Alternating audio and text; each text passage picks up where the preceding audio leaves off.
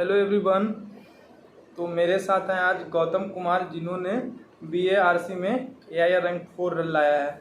तो हम उनसे जानेंगे कि उन्होंने कैसे तैयारी किया, कहाँ से स्कूलिंग की, कहाँ किस कॉलेज से पढ़े।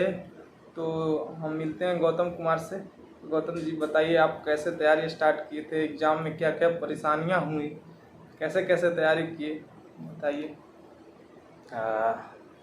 देखिए, मेरा मैं बिहार का हूँ। दाऊद नगर में मेरा घर है और स्कूलिंग मेरा विद्या निकेतन से हुआ था। विद्या निकेतन स्कूल है दाऊद नगर में, इसमें पढ़ाई किया। और मैं बीटेक किया हूँ शेरशाह इंजीनियरिंग कॉलेज से। हम लोग एक ही कॉलेज में थे। और इसके बाद मैं बीटेक करने के बाद मेडीजी ज्वाइन किया। 1 साल मैंने ऑनलाइन क्लास किया मेडीजी में, कोरोना के कारण। और उसके बाद फिर गेट गेट का एग्ज़ाम भी इस बार दिया था, मॉडरेट रिजल्ट रहा था। तो यदि कैसा जर्नी रहा उसके बारे में यदि मैं बताना चाहूँगा, तो पढ़ाई में मैं ठीक ही था लगभग।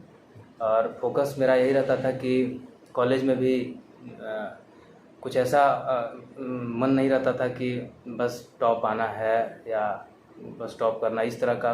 हालांकि गलत नहीं है, मैं ये नहीं कर रहा हूँ, लेकिन मेरा मन या मेरा इस तरह का लक्ष्य रखता था कि मैं कुछ कॉन्सेप्ट सीखूँ ढंग से। वही मतलब वो मुझे बहुत अच्छा लगता था। थोड़े रिसोर्सेस कम थे उस समय कॉलेज में, तो ऑनलाइन का भी जैसे अब हो गया क्रेज उतना नहीं था। तो मैं NPTEL के लेक्चर्स पर बहुत लंबा समय देता था, समझने का खूब प्रयास करता था। या जो भी स्टैंडर्ड बुक्स मिल पाते थे, हमारे स्कूल में जो OST सर थे, अनिल सर, वो बहुत सहयोग करते थे। जो भी किताब हम लोग का है वो लाइब्रेरी में वो ला करके देते थे। और टीचर्स का भी सहयोग मिलता था, बिल्कुल मिलता था। तो NPTEL का लेक्चर देखना, समझने का प्रयास करना, ये सब होता था। लेकिन फिर भी कहीं कमी थी, वो परफेक्शन नहीं था, वो समझ नहीं बन रही थी। तो मैं मेडीजी ज्वाइन किया था। मेडीजी में बहुत कुछ मिला, बहुत सीखा। टेक्निकल पेपर में बहुत कुछ सीखा। और कहीं कमी बेसी रह जाती है तो गेट में मेरा वो उतना बढ़िया नहीं। 52.9 मार्क्स इस बार था मेरा, 630 स्कोर था। और इसके बाद फिर गेट के जस्ट बाद हिंदुस्तान एरोनॉटिक्स का मैंने एंट्रेंस निकाला था, उसका इंटरव्यू दिया था। और उसके बाद BARC का। तो अभी बस यही जर्नी रहा है। तो आप किस कॉलेज से पढ़े हैं, उस कॉलेज में एडमिशन कैसे मिलता है, उसके बारे में भी बता दीजिए। जो कॉलेज बिहार गवर्नमेंट का है। पूरा नाम बता दीजिए उसका। शेरशाह इंजीनियरिंग कॉलेज, सासाराम में है वो। और उसमें जैसे अब तो JEE मेंस के थ्रू होता है। BCC पहले एग्ज़ाम लेती थी, लेकिन अब JEE मेंस के थ्रू उसमें एडमिशन मिलता है। और BARC में कैसे गए, वहाँ तक इंटरव्यू के लिए कैसे पढ़ रहे हैं, उसके लिए क्या प्रक्रिया है, आप बताइए। वैसे मेरा ड्रीम जॉब रहा था जब मैं एडमिशन कॉलेज पास आउट कर गया था।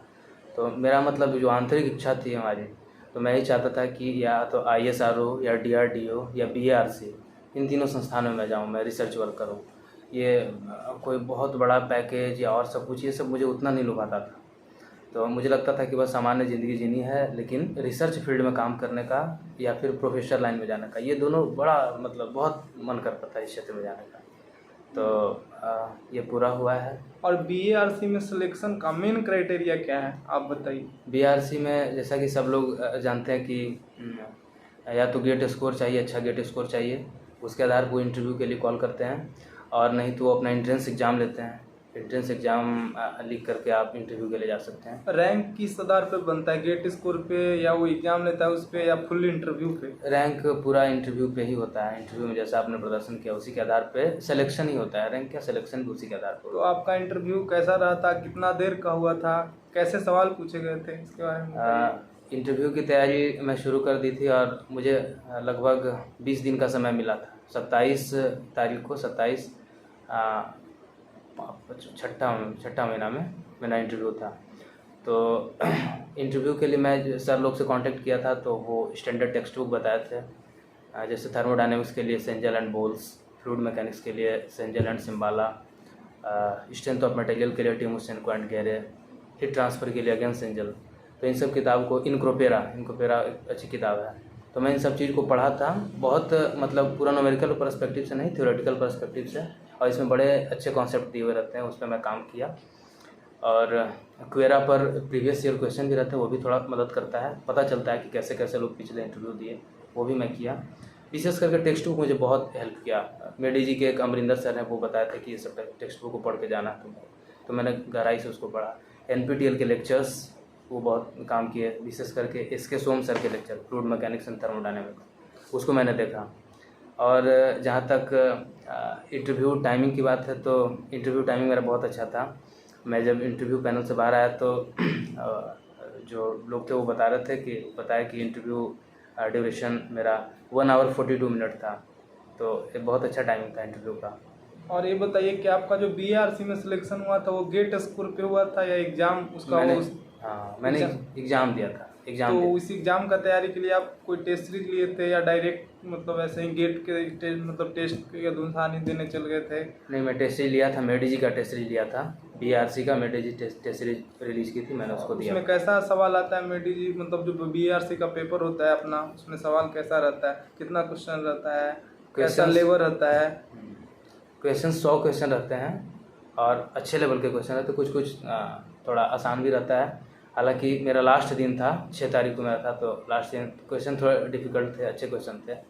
तो क्वेश्चन बहुत सारे क्वेश्चन गेट के रिलेटेड रहते हैं, अच्छे क्वेश्चन रहते हैं। अच्छा इंटरव्यू में आपसे किस टाइप का सवाल आपने मतलब वहाँ पे गया होगा तो उन्होंने पूछा होगा कौन कौन सब्जेक्ट आपका फेवरेट है, तो आप कौन कौन सब्जेक्ट बताए थे? देखिए, इंटरव्यू के बारे में थोड़ा सा बता दूं कि जैसे मैं HL का भी इंटरव्यू दिया और एक BARC का, दोनों में बहुत अंतर था। HL का इंटरव्यू मैक्सिमम लगता है मुझे 15 मिनट चला था, और उसमें मतलब कि पर्सनालिटी, ड्रेस कोडिंग, सब कुछ बहुत मतलब ध्यान से देखा जा रहा था, इंट्रोडक्शन, ये सब।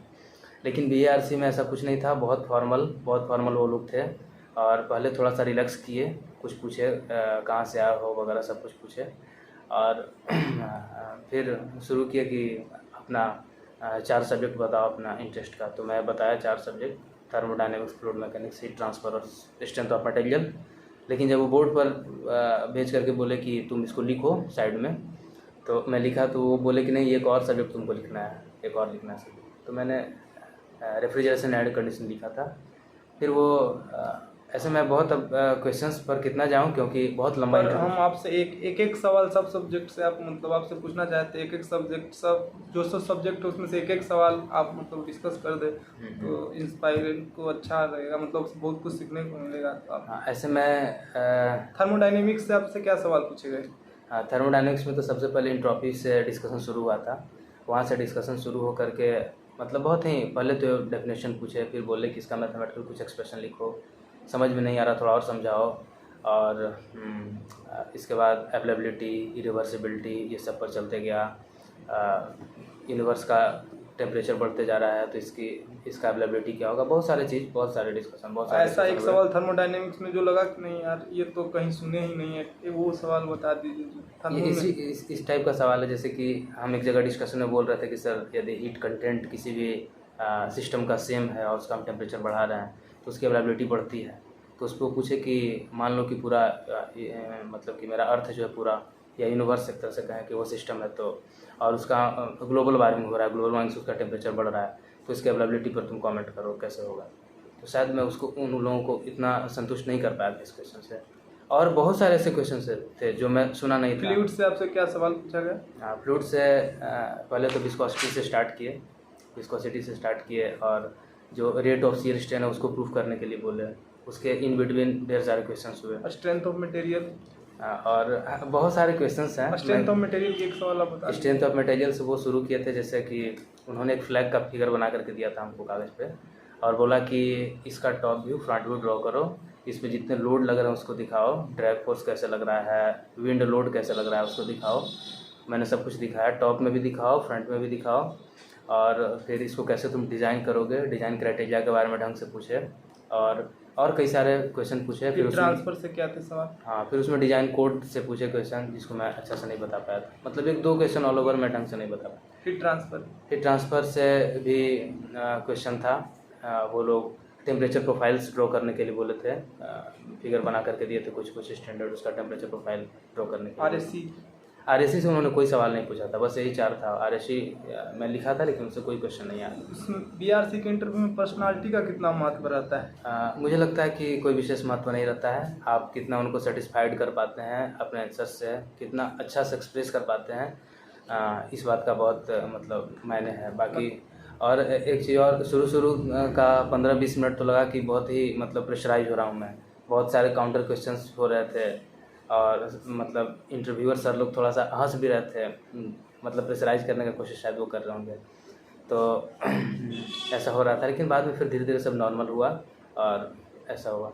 तो उसमें पर्सनालिटी का कुछ मुझे नहीं लगता कि कोई बहुत विशेष रोल है उसमें। कितना उनको आप सेटिस्फाइड कर पा रहे हैं। देखिए एक क्वेश्चन वो दे देते हैं कुछ लिख करके, उसके बाद बहुत सारे काउंटर क्वेश्चन ऐसे करते हैं जैसे कि मतलब आप सुने नहीं हो और वो एग्जैक्टली देखना चाहते हैं कि आप कैसे अप्रोच कर रहे हैं। एक नया क्वेश्चन आ गया आपके पास, आप कैसे अप्रोच कर रहे हैं, अप्रोच बहुत ही देखते हैं।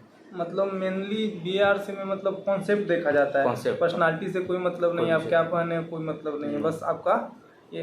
तो चलिए, आप मेरे चैनल पे आए, बहुत बहुत धन्यवाद। लेकिन और आपसे मैं लास्ट में ये जानना चाहूँगा कि आप आगे इंस्पायरेंट को क्या बोलना चाहेंगे जो BRC गेट का तैयारी कर रहे हैं, IAS में जाना चाहते हैं, उनको आप क्या कहना चाहेंगे? जो भी इंस्पायरेंट हैं वो मतलब गेट के हों, IAS के हों या किसी भी टेक्निकल फील्ड से हों, वो तैयारी कर रहे हैं, तो बस मेरा यही मानना है कि यदि लगे रहे तो सफलता मिलेगी एक दिन, और ईमानदारी से लगे रहे तो निश्चित रूप से सक्सेस मिलता है। और रिजल्ट आ जाता है तो बिलीव होने लगता है, अपने आप पर विश्वास बन जाता है कि हम ठीक कर रहे थे। उससे पहले थोड़ा डर लगते रहता है, सबको बहुत डर लगता है, हमको भी बहुत डर लग रहा था। विशेष करके जब गेट थोड़ा गड़बड़ हुआ था तब लग रहा था कि नहीं शायद नहीं होगा, लेकिन होता है। HL का रिजल्ट आया, उससे बहुत हिम्मत बढ़ा, फिर BRC का आया, फिर रिटन हुआ, तो ऐसा होता है।